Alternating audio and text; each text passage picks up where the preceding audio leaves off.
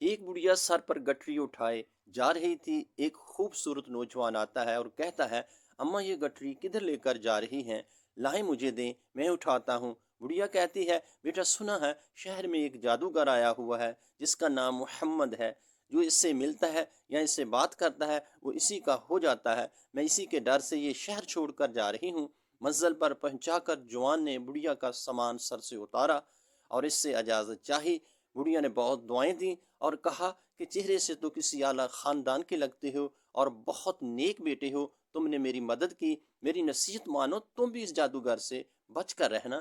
ارے ہاں، میں تمہارا نام تو پوچھنا ہی بھول گئی، بیٹا کیا نام ہے تمہارا؟ وہ جوان مسکرا کے کہتا ہے، اماں جی میرا نام ہی محمد صلی اللہ علیہ وسلم ہے۔